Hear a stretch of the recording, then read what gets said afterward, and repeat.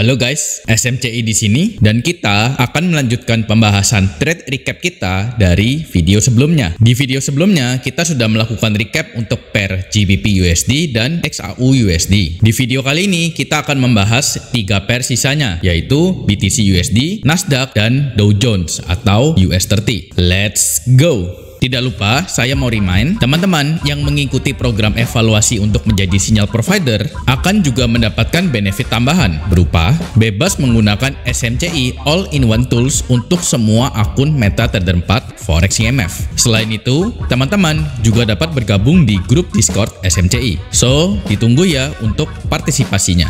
Seperti biasa, link video penjelasan ada di description. Kita mulai trade recap kita dari pair BTC USD terlebih dahulu. Trade pertama ada di tanggal 1 Mei pukul 19 malam. Di M15 kita dapat melihat tren adalah bearish. Lalu kita dapat melihat harga sedang melakukan fase M15 pullback move-nya. Kita dapat berekspektasi harga akan melakukan pullback sampai dengan titik ini. Yang pertama adalah titik supply yang ini. Itu adalah target pullback M15 yang dapat kita ekspektasikan. Lalu alternatif kedua, kita dapat berekspektasi harga akan melakukan pullback kurang lebih di titik ini. Mengapa titik ini? Kita lihat. Di sini terdapat supply-nya, lalu terjadi imbalance yang besar. Lalu di sini dapat kita lihat lagi mulai terjadi adanya konsolidasi. Ingat, kalau ada konsolidasi, titik yang kuat adalah titik awal dan titik akhirnya. Biasanya seperti itu. Oleh karena itulah, untuk jangka pendeknya, kita dapat melakukan trade dengan memfollow M15 pullback move. Ingat bahwa M15 pullback move yang bullish ini tentunya sama dengan M1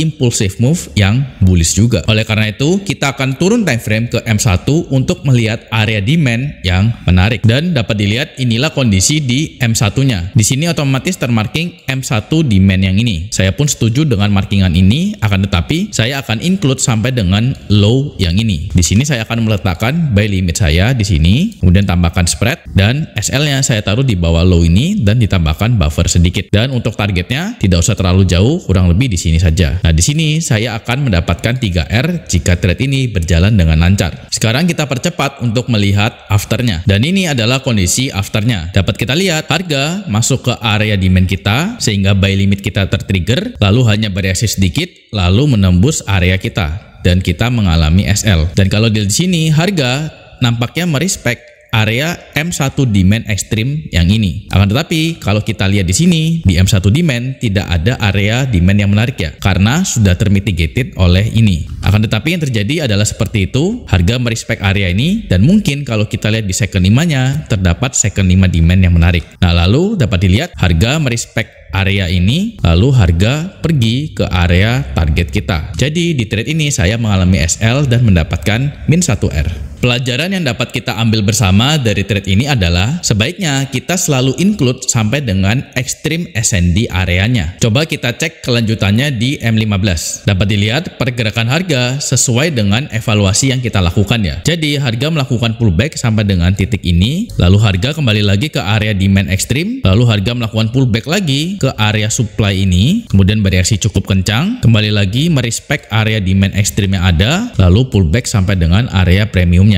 Dan kita belum tahu kelanjutannya. Akan tetapi misalkan kita tadi include sampai dengan area ekstrimnya.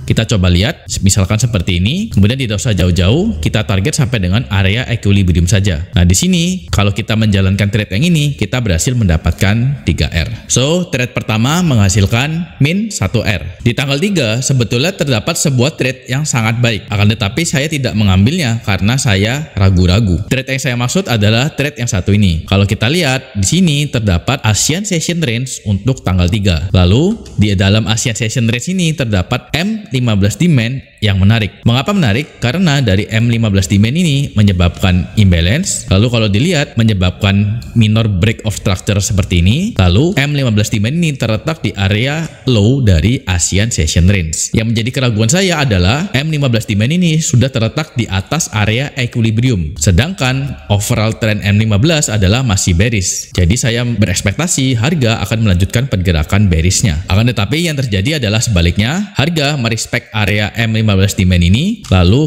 lari kencang dan menyebabkan M15 trend change ke atas. Dan itulah kisah miss trade dan semoga dapat menjadi pembelajaran untuk kita semua. Trade berikutnya di tanggal 16 Mei. Trade ini sangat simpel dan seingat saya trade ini sangat mirip dengan trade recap yang sudah kita bahas di video sebelumnya. Dapat dilihat tren di M1 dari sebelumnya bullish sudah mengalami M1 bearish trend change. Nah, kita akan entry di M1 supply yang terletak di ekstrimnya, dan ini bertepatan juga terletak di area atas dari ASEAN Session Range. Oleh karena itu kita akan meletakkan sell limit kita di M1 supply ini. Kita letakkan titik entry kita di sini sesuai dengan area ini ya, cara marking SND-nya. Lalu kita akan meletakkan SL kita di atas M1 swing high ini. Kita tambahkan buffer berupa spread dan beberapa pips. Biasanya di Bitcoin ini saya menambahkan buffer hampir 5 pips. Dan satu confluence tambahan lagi bahwa area M1 supply ini di dekat area round number yaitu 66.700.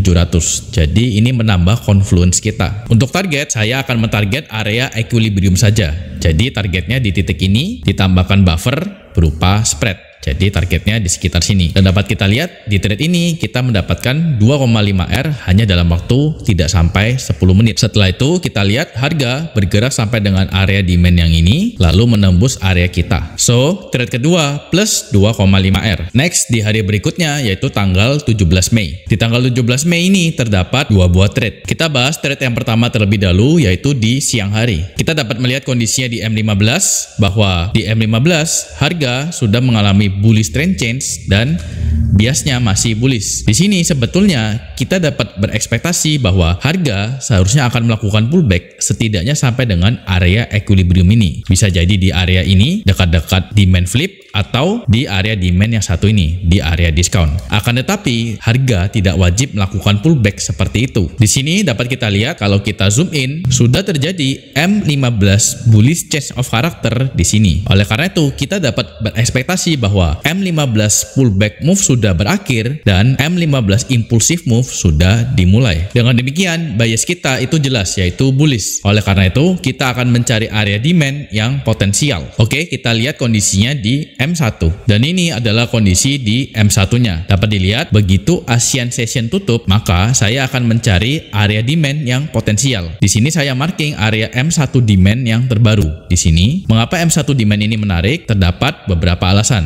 yaitu M1 demand ini terletak di area discount. Selain itu, M1 demand ini menyebabkan strong imbalance ke atas dan menyebabkan M1 minor break of structure. Oleh karena itu, saya akan entry dengan meletakkan buy limit saya di sini. Dapat dilihat, ini adalah M1 demand. Untuk area entry, saya akan tambahkan spread dan SL di bawah M1 demand ini. Untuk target, saya akan mentarget M1 swing high yang ada. Jadi targetnya di sini dan dapat dilihat pergerakan harganya, saya mendapatkan 5R dari trade yang ini. Di sini saya masih standby di depan chart. Oleh karena itu, saya masih mencari peluang setup. Kita akan turun time frame ke second 5 untuk melihat kondisinya saat itu. Dan ini ada dua trade yang saya ambil. Dapat dilihat saya entry di second 5 demand yang ini. Mengapa saya entry di sini? Karena ini sifatnya agresif. Dapat dilihat second 5 demand ini menyebabkan strong imbalance ke atas dan menyebabkan second 5 break of structure. Oleh karena itu saya entry meletakkan buy limit di S5 demand ini. Dapat dilihat trade saya adalah ini. Namun harga hanya bereaksi sedikit, 1R lebih dikit, namun tidak sampai ke area target saya. Lalu harga tertembus. Sehingga di trade ini saya mendapatkan min 1R. Lalu berikutnya saya masih mencari peluang untuk re-entry. Dapat dilihat di sini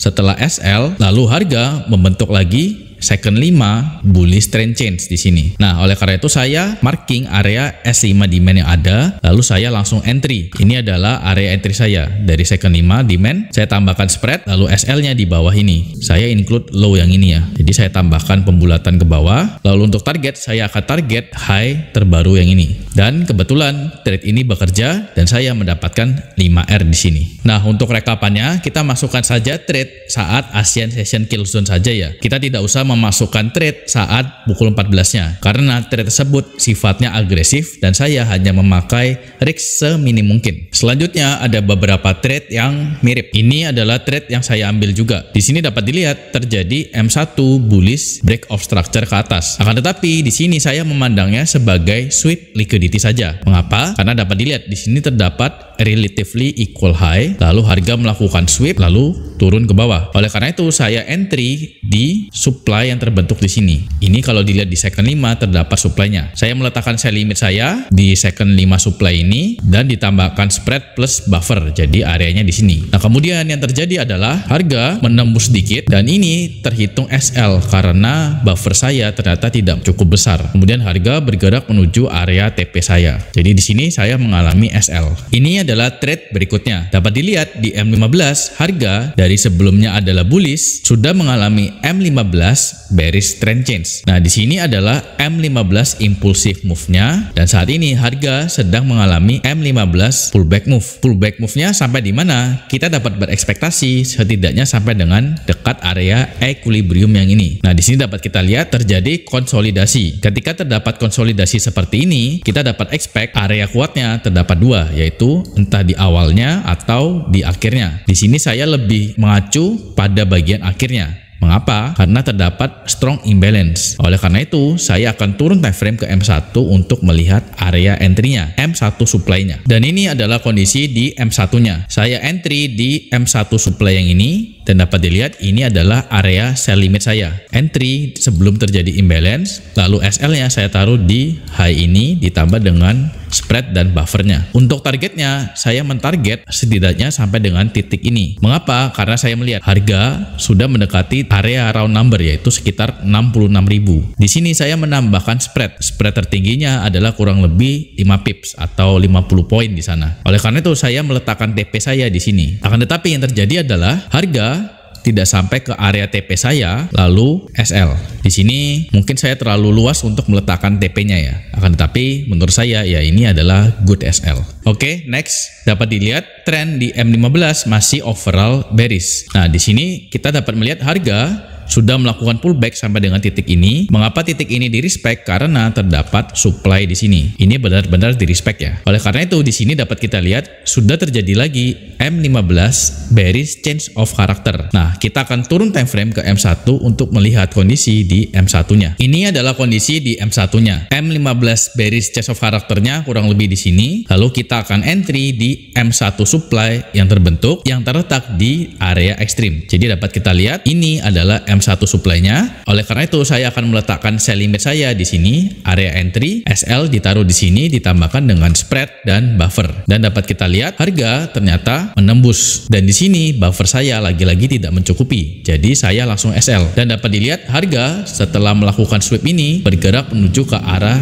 target saya. So di 3 hari tersebut saya mendapatkan min 3R. Berikutnya di tanggal 21 dini hari, kebetulan saya sedang standby di depan chart dan saya melihat pergerakan strong bullish dari BTC USD ini. Jadi saya tidak mau tertinggal dan saya pun mencari peluang dengan mencari area demand-nya. Kita akan turun time frame ke M1 untuk melihat pergerakannya. Ini adalah kondisi di M1-nya dan di kondisi ini sebetulnya saya terus mengejar harga. Dapat dilihat di sini terdapat demand yang terbentuk. Saya pun sebetulnya meletakkan buy limit juga di sini. Kemudian saya mengejar lagi di kondisi terkini dan di saat titik ini saya meletakkan buy limit saya di M1 demand yang ini. Dan benar saja harga merespect area demand ini dan bergerak. Nah, yang menarik adalah bagian ini, yaitu menentukan TP-nya. Sebetulnya saya cukup puas jika hanya mentarget M1 swing high terbaru ini ya. Akan tetapi saya melihat di malam itu pergerakan BTC itu sangat strong bullish. Oleh karena itu saya mentarget TP saya itu jauh ke atas. Sampai mana? Nah, di sini saya membuka time frame H4 untuk melihat kondisinya. Nah, ini adalah kondisi di H4-nya. Tadi kita entry kurang lebih di titik ini ya. Lalu untuk TP-nya, saya melihat kondisi di H4 dan saya melihat area H4 supply itu cukup jauh, yaitu di area sini. Oleh karena itu, saya berani untuk meletakkan TP saya di sebelum H4 supply ini, yaitu di dekat 70.200. Dan trade ini saya tinggal tidur dan benar saja ketika saya bangun besok paginya, saya melihat trade ini sudah hit TP saya di sini. Dan saya mendapatkan 14R dari trade yang satu ini. So, kita masukkan rekap di tanggal 21 ini saya berhasil mendapatkan plus 14R. Setelah berhasil mendapatkan jackpot plus 14R tadi, saya pun menjadi cukup overconfident dan saya ingin mendapatkan lebih banyak lagi. Dengan kata lain, greed ya. Di sini dapat kita lihat beberapa trade yang saya ambil. Seperti ini. Ini adalah Asian Session Range. Kemudian saya entry di M15 demand yang menarik. Kemudian dapat dilihat harga hanya bereaksi sedikit lalu SL. Melihat trade ini mengalami SL, saya pun langsung re-entry di M15 supply flip yang menghancurkan M15 demand yang ini. Saya pun meletakkan sell limit saya di sini. Kemudian hasilnya adalah trade ini hanya bereaksi sedikit, kurang lebih 1R, namun tidak sampai ke target saya. Target saya cukup jauh, yaitu dekat demand yang ini, sehingga saya menginginkan kurang lebih plus 5R. Akan tetapi yang terjadi adalah harga hanya bereaksi sedikit lalu SL. Lalu di tengah-tengah trade tersebut saya juga mengambil trade lain. Di sini dapat dilihat ini merupakan Asian Session Range, lalu harga mengalami break ke bawah, lalu saya entry di supply yang menyebabkan strong imbalance yang ini. Kalau dilihat di M1, ini adalah M1 supply. Oleh karena itu saya entry di M1 supply, lalu dapat dilihat harga lagi-lagi melakukan sweep tipis, dan ini buffer saya tidak cukup kuat sehingga saya langsung mengalami SL lagi. Dan hal ini terus berlanjut dan dapat dilihat saya pun mengalami SL beruntun lagi. Di sini saya entry di M15 supply karena melihat terdapat imbalance lalu terletak di dekat equilibrium. Namun sama SL, lalu saya entry lagi di M15 demand. Mengapa? Karena saya melihat ini ada di area discount, lalu M15 demand ini menyebabkan strong imbalance dan break banyak structure. Jadi saya entry di sini dan hasilnya pun SL. Lanjut, begitu ini SL, saya langsung re-entry di supply flip yang menghancurkan ini. Namun yang terjadi sama, M15 demand ini tersweep. Buffer saya tidak cukup kuat lagi, jadi saya SL lagi. Selanjutnya, di sini saya melihat lagi terdapat M15 supply yang menarik. Mengapa? Terdapat imbalance yang kuat lalu menyebabkan banyak break structure point. Saya pun entry dan langsung SL. Jadi dari rentetan ini dapat kita hitung saya mengalami loss sebanyak 1, 2, 3, 4, 5, 6, 7 kali. Jadi min 7R. So selama 1 minggu tersebut saya mengalami min 7R. Jadi dapat kita lihat bersama ya, di BTC USD ini performa saya masih cukup naik turun ya. Bergejolak seperti dengan sifat kripto itu sendiri, yaitu sangat volatile. Nampaknya saya masih perlu lebih banyak belajar lagi untuk menyelami pair ini. Oke, next kita masuk ke pembahasan recap untuk Nasdaq dan Dow Jones. Kita gabungkan saja menjadi satu ya. Ini adalah trade pada tanggal 9 Mei. Kita dapat lihat di M15 trend sedang bullish. Lalu harga sudah pullback sampai dengan area equilibriumnya. Pas tepat di equilibriumnya. Kemudian kita lihat di sini dari equilibrium ini harga melakukan strong bullish move ke atas. Oleh karena itu ini adalah area yang menarik untuk kita pantau. M15 demand yang menarik. Idealnya kita akan menunggu harga untuk kembali ke area pantau kita. Barulah kita akan melakukan confirmation entry di sini. Namun di sini dapat kita lihat harga sudah melakukan M15 bullish change of character di sini. Oleh karena itu kita dapat berasumsi harga tidak akan pullback lagi sampai dengan area tunggu kita. Di sini kita akan turun time frame untuk melihat area di M1-nya. Kita akan mencari M1 demand-nya. Ini adalah kondisi di M1-nya. Dapat kita lihat terdapat M1 demand yang menarik. Oleh karena itu kita akan langsung entry di M1 demand ini. Kita letakkan buy limit kita dengan entry di sini dan ditambahkan spread. Lalu untuk SL-nya kita letakkan di bawah low ini dan kita tambahkan buffer tertentu. Untuk targetnya kita akan mentarget kurang lebih sebelum supply daerah ini. Oke, kemudian kita lihat afternya. Dan inilah kondisi afternya. Analisa kita berjalan sempurna ya. Harga merespek area demand kita, lalu harga running. Di sini kita berhasil mendapatkan 4R. Walaupun kalau kita lihat potensinya sangat besar ya. Ini bisa mencapai 8R bahkan 10R. Akan tetapi 4R pun sudah sangat baik. So trade pertama di tanggal 9 kita berhasil mendapatkan plus 4R. Pada tanggal 13 Mei ini adalah trade yang saya ambil. Dapat dilihat kondisi di M1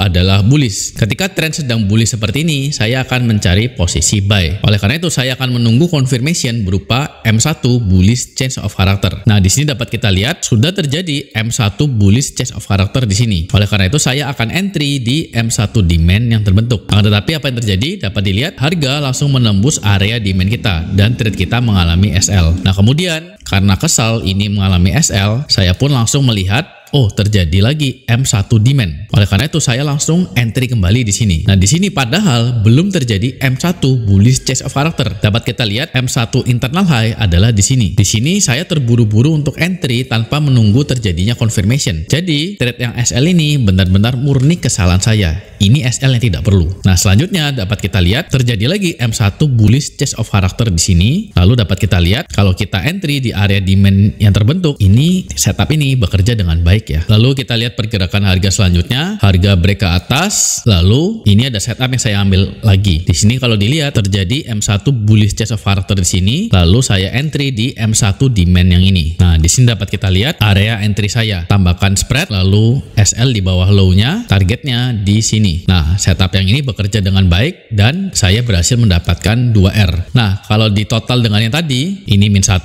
ini min 1, kemudian ini 2, jadinya total saya tidak mendapatkan apa-apa. BEP. So, trade tanggal 13 BEP. Selanjutnya adalah trade pada tanggal 15 Mei. Dapat kita lihat tren di M15 adalah bullish. Nah, di sini kita dapat berekspektasi bahwa harga akan segera melakukan M15 pullback move. Mengapa demikian? Ya, kalau dilihat harga belum melakukan pullback apapun. Setidaknya kita dapat berekspektasi harga akan melakukan pullback sampai dengan area ini. Idealnya seperti itu, namun tidak wajib ya. Akan tetapi untuk jangka pendek, bias kita adalah bearish. Oleh karena itu kita akan mencari posisi sell di time frame yang lebih rendah. Kita akan turun time frame ke M1 dan ini adalah kondisi di M1-nya. Harga sudah melakukan sweep lalu membentuk imbalance yang strong ke bawah sampai juga break ASEAN Session Range sell side liquidity ya. Nah, di sini saya akan entry di M1 supply yang ada. Kemudian SL-nya saya taruh di atas ini dan inilah area entry saya. Kita lihat afternya. Dan kalau dilihat area M1 supply saya yang ini tersweep oleh harga. Jadi di sini saya mengalami SL. Dapat kita lihat berikutnya setelah melakukan sweep harga berangkat ke TP kita di sini. Lalu jika kita melihat kondisi afternya, maka kita dapat melihat posisi yang benar adalah seharusnya buy di sini. Harga mengalami M1 bullish change of character ya, kurang lebih di sini. Lalu kita dapat entry di M1 demand yang ini. Harga respect demand tersebut lalu running dan ini adalah efek dari news terbang ke atas. Jadi di sini dapat kita lihat harga masih melanjutkan bullish move-nya. ASEAN Session Range ini hanya dimanfaatkan oleh harga untuk di sweep bagian sell side liquidity-nya, dijadikan bahan bakar bagi harga untuk melanjutkan pergerakan selanjutnya ke atas. Jadi analisa kita kurang tepat. Akan tetapi menurut saya ini adalah good SL ya. So trade tanggal 15 Mei min 1R. Trade tanggal 16. Kondisi M15 adalah bullish. Saya berekspektasi sama kembali di trade sebelumnya, yaitu harga akan mengalami pullback move-nya. Walaupun tidak wajib ke area ini ataupun area ini ya. Di sini dapat kita lihat terdapat juga demand di area ini, sekitar sini. Walaupun kurang clear ya. Akan tetapi area ini adalah area demand yang valid. Oleh karena itu, di sini tetap saya mengambil posisi sell untuk mengambil pullback move-nya. Dan ini adalah kondisi di M1-nya. Ini adalah S5 supply-nya. Saya entry di sini dan saya mentarget titik low yang ini. Nah, dan dapat dilihat harga pada akhirnya hit target dan di trade ini saya mendapatkan 2R. Dan kalau kita lihat kondisi afternya, benar analisa kita. Jadi harga melakukan pullback move dulu dan pullbacknya hanya singkat, pullback ke area demand yang ini. Lalu harga bergerak kembali ke atas. So, di trade tanggal 16 ini saya berhasil mendapatkan plus 2R. Trade tanggal 21. Ini trade yang cukup simple. Ini merupakan ASEAN Session Range dan terletak di M1 Premium Area. Oleh karena itu, kita akan mencari posisi sell. Harga sudah melakukan sweep terhadap ASEAN Session buy side liquidity di sini. Lalu harga membentuk M1 bearish change of character di sini. Dengan demikian, kita akan entry di M1 supply yang terbentuk. Kita letakkan sell limit kita entry di sini, kemudian SL di sini ditambahkan dengan spread dan buffer. Untuk targetnya kita akan mentarget ASEAN Session Range low, kurang lebih di sini kita tambahkan spread. Hasilnya harga masuk ke sell limit kita dan pada akhirnya hit TP. Di sini kita mendapatkan plus 3,5R. So, trade tanggal 21 plus 3,5R. Lanjut, trade tanggal 24. Harga sebelumnya bullish dan sudah mengalami M15 bearish trend change. Ini adalah M15 impulsive move-nya dan sekarang harga sedang dalam fase M15 pullback move. Oleh karena itu, dalam jangka pendek kita akan mengambil pullback move ini dan mencari posisi buy. Kita akan turun time frame ke M1 untuk melihat detail pergerakan harganya. Kondisi di M1 telah terjadi M1 bullish trend change ke atas. Di sini saya akan entry di M1 demand. Nah, mengapa areanya lebih kecil? Ini karena saya melakukan second 5 refinement dan trade ini saya tidak terpanggil. Mengapa? Karena terdapat spread. Jadi area sesungguhnya adalah kurang lebih di sini. Jadi harga harus menyentuh ke area ini supaya terpanggil. So, tanggal 24 saya miss trade. Bagi teman-teman yang sudah mengikuti video ini sampai dengan titik ini, selamat, teman-teman berhak untuk mengikuti event giveaway kali ini. Ini adalah hadiah giveaway kali ini. Pemenang berhak mendapatkan SMCI Market Structure Indicator untuk TradingView. Ini berlaku bagi pemenang yang belum memiliki indikator ini, atau bagi pemenang yang sudah memiliki SMCI Market Structure Indicator untuk TradingView, maka pemenang berhak mendapatkan free upgrade ke SMCI All-in-One Indicator untuk TradingView. All-in-One Indicator ini belum dirilis untuk saat ini dan akan dirilis dalam waktu dekat. Lalu bagaimana cara menang giveaway ini? Simple, jawab pertanyaan berikut ini. Sebutkan 10 istilah dalam SMCI dan jangan singkatan ya. Jika teman-teman menyebutkan singkatan, silakan tuliskan kepanjangannya. Lalu tuliskan jawaban pada kolom komen di video ini. Jangan lupa sertakan satu ID TradingView Anda. Ini untuk klaim hadiah indikatornya ya. Dan pemenang akan diambil dari satu jawaban benar yang tercepat. Oke?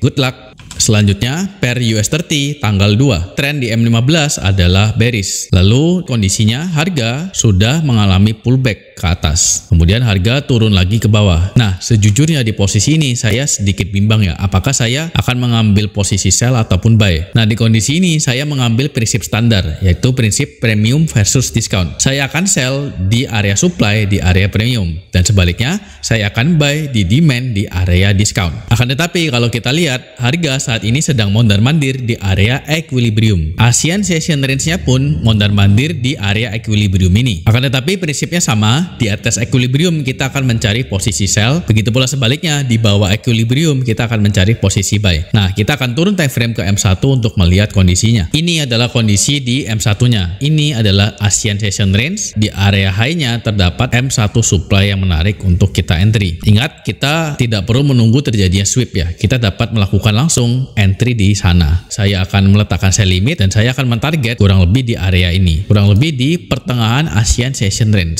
Dilebihkan dikit karena saya melihat area ini merupakan area demand yang cukup strong. Setup ini bekerja dengan sangat baik. Di sini saya mendapatkan 8R. So, tanggal 2 mendapatkan plus 8R. Next adalah tanggal 3. Ini adalah kondisi di M1. Ini adalah ASEAN Session Range. Saya langsung meletakkan risk entry di M1 demand yang ini, dan area ini benar-benar tidak direspect, langsung tertembus oleh harga. Ada lagi, ketika pembukaan Europe Session, saya melihat terjadi M1 bearish change of character dan bearish move yang cukup kencang. Oleh karena itu, saya meletakkan sell limit saya di M1 supply ini dan mentarget sini. Namun apa yang terjadi? Harga hanya merespek sedikit lalu menembus area saya. Jadi di sini saya mengalami 2 kali SL. Lanjut, di sini saya entry lagi. Karena saya melihat terbentuk M1 bearish change of character di sini, lalu saya entry di M1 supply yang terbentuk, dan lagi-lagi area ini tidak direspect, langsung tertembus begitu saja. Jadi sudah 3 SL. Di sini saya melihat adanya M1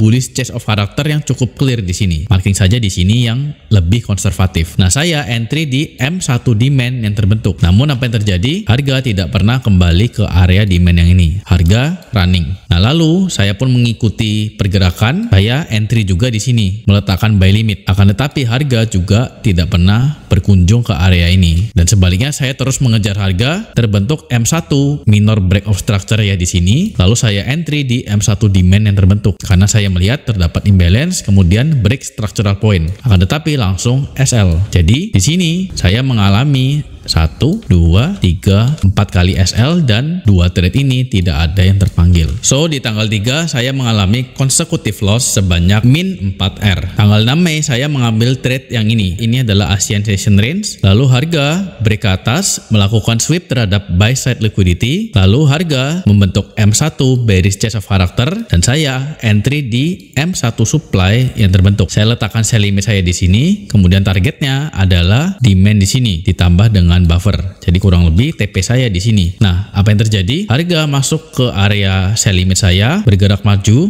floating profit, akan tetapi tidak sampai ke area TP saya, lalu harga SL. So, tanggal 6 min 1R. Trade tanggal 15. Ini adalah ASEAN Session Range. Kemudian saat pembukaan Europe Session, harga melakukan sweep high yang ini, lalu harga pada akhirnya membentuk M1 bearish change of character. Nah, di sini saya entry di M1 supply yang terbentuk. Saya meletakkan sell limit saya. Kemudian kalau dilihat dari pergerakan harga, selama sell limit ini belum terpanggil, saya memantau harga. Nah, di sini dapat kita lihat harga harga membentuk M1 bullish change of character kurang lebih di sini. Terdapat M1 demand yang menarik. Jadi terjadi M1 bullish change of character, lalu harga sudah melakukan sweep liquidity yang ini, membentuk imbalance yang cukup kuat. Jadi area demand ini area yang menarik bagi saya untuk entry. Hasilnya harga masuk ke area sell limit kita dan pada akhirnya TP. Dan sebaliknya demand kita tidak di-respect oleh harga, langsung tertembus begitu saja. Jadi dari trade ini saya mendapatkan 3R kemudian min 1R. Totalnya adalah plus 2R. So tanggal 15 Mei plus 2R. Karena durasi video ini sudah cukup panjang, maka trade recap ini menjadi trade recap terakhir kita untuk video ini ya. Ini adalah trade recap pada tanggal 29